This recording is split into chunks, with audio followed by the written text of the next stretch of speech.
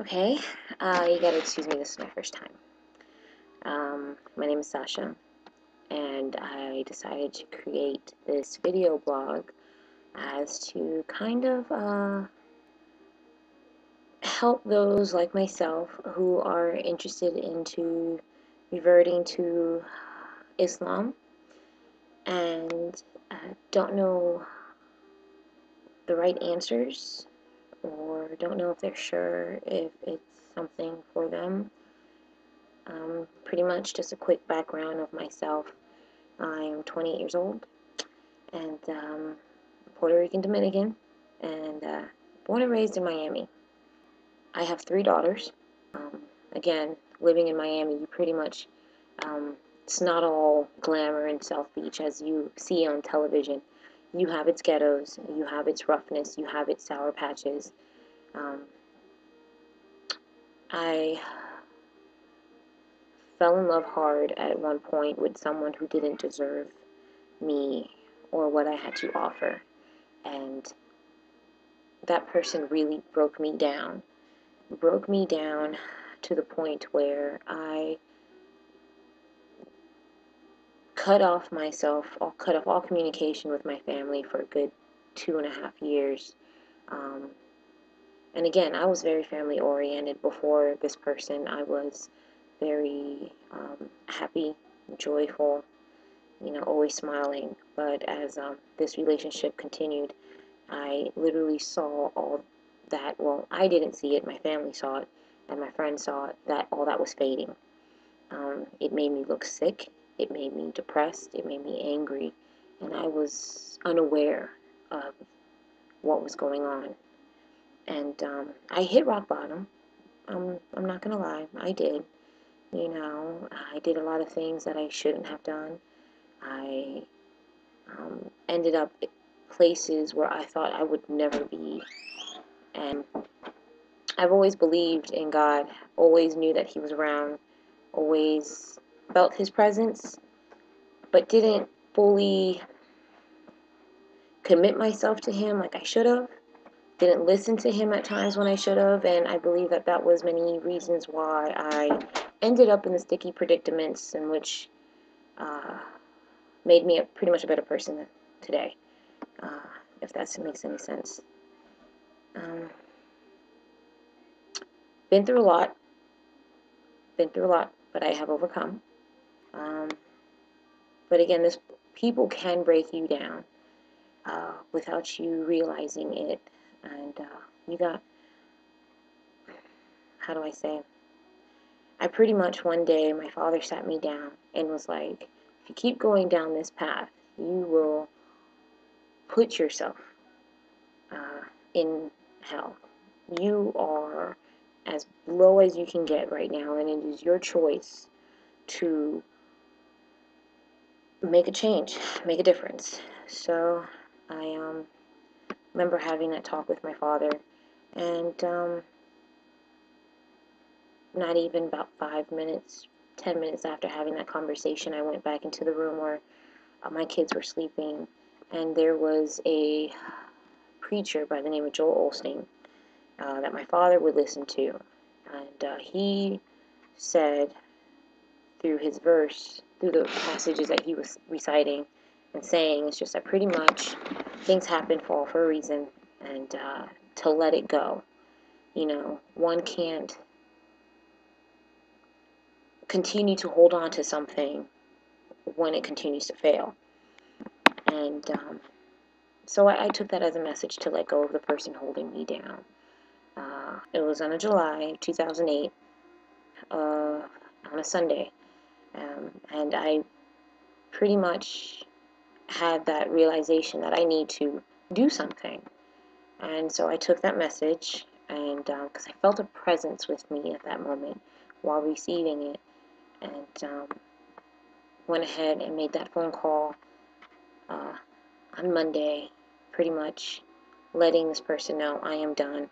I'm done of giving them myself when I was receiving nothing but abuse, violence,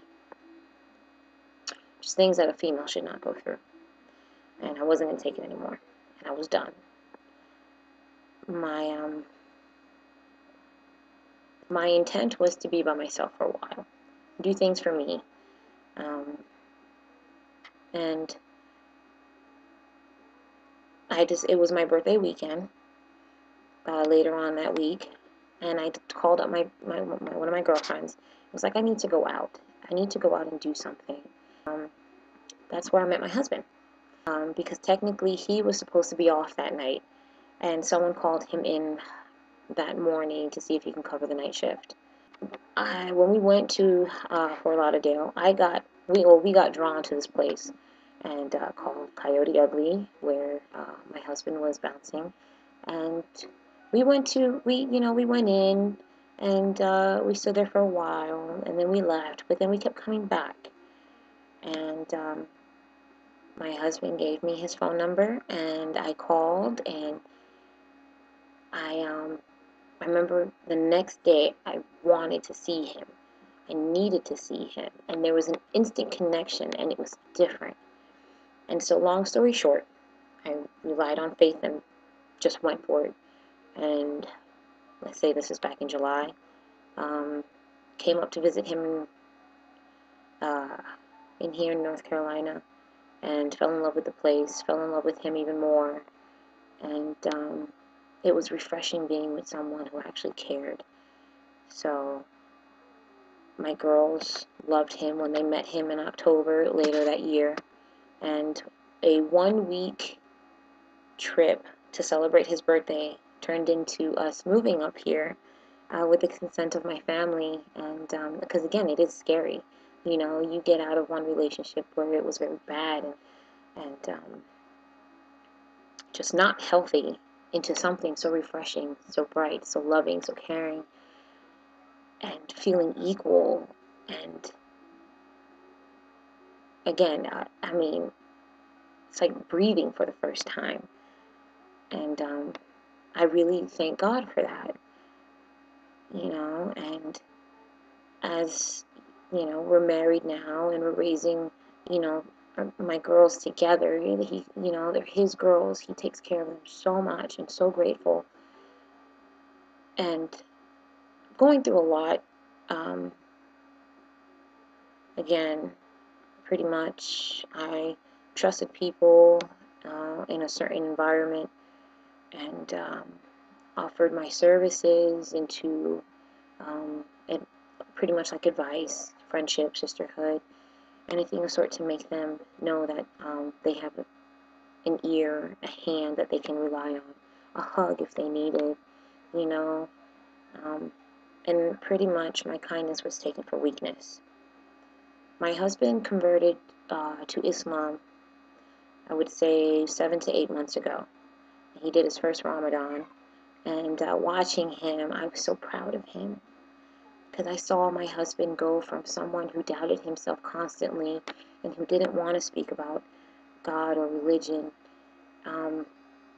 pretty much have new life and new faith and new, trusting in God Himself, and it turned him around. I saw myself having really bad anxiety. Uh, my first reaction was to yell.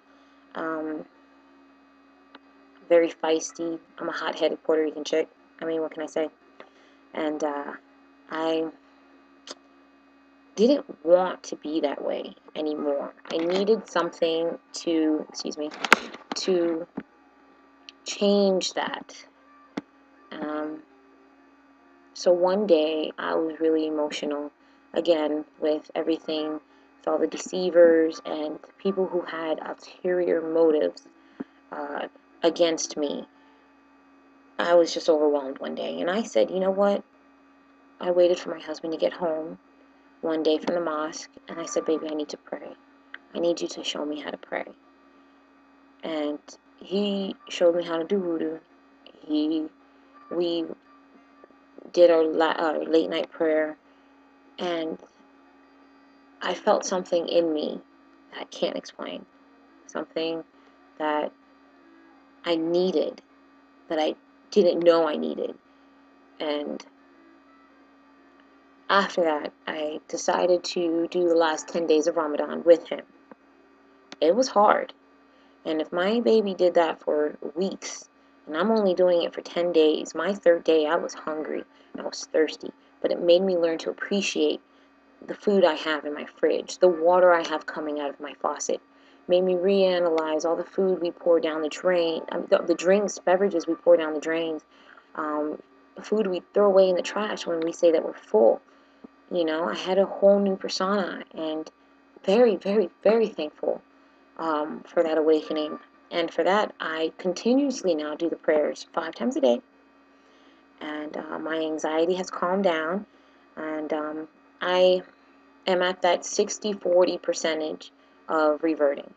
And the percentages keep increasing as the days go on. For now, I am YouTubing videos, trying to find other Muslim sisters out there who can help me and answer my questions. And you know what? If you are like me at this point where you just don't know what to do, who to talk to, I mean, there are women out there willing to help you seek answers. You know, there are mosques that are willing, that they open their doors and you can go in there and talk and find out your answers. You know, I am doing that. Uh, I am looking at YouTube videos. I decided to create this blog so that if anyone else in my predicament needed any guidance, I wanted them to see the transition from when I didn't really know anything and to seeing how I progress into the factor of me knowing more of the Islamic religion and becoming um, a female Muslim. I know that there's a word for them. It's like muslima. And inshallah, if God's willing, you know, He will put me on the right path. He will show me, you know, which way the plans He has for me. And I believe all that. I have so much faith in that. And I don't doubt Him at all. And again, with everything that I have been going through recently, I have been more calm. My anxiety has calmed down. And when it does tend to, when I started feel it trembling in my inner gut, it's time to pray. And it takes it away. Went on. I found out that as time goes on and I've been praying more, that I'm just happier. And I hope that these videos that soon to follow help. I have been talking to Muslim women on Facebook. I mean, you can find them everywhere, and they are willing to help. So if you are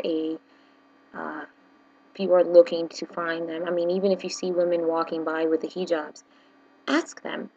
They are so willing to help. They are not cold-hearted. They're not mean. Muslims are not what people hear on the news, and those, you know, those that tend away from the religion, those are the ones. I mean, everybody has them in their religion, whatever it may be. Let's be honest. You know, everybody has their good and bad, pros and cons. You know, and it's all about stopping the stereotype, pretty much, and the racism. And the world would be such a better place. It would be more of a peaceful place, more of a calm place. And I'm not trying to take up all your time here, but I am getting my questions answered. I am surprised to have as many responses as I have, as many helpful hands and ears and lips to fully hear and get my understanding of my questions. I have questions of, you know, do women have to wear hijabs, and do, you know, or don't they? Is, you know, again, that's when you are ready. If you want to, there are women who don't and women who do. So, I mean, if you have any questions, believe me, we're on the same page. I'm trying to find them too. And if you see this post and you have any ideas or anything that will help me out, please just leave a message. I also have a Facebook page. You can find me on there too. And I see where this goes. So, you guys take care.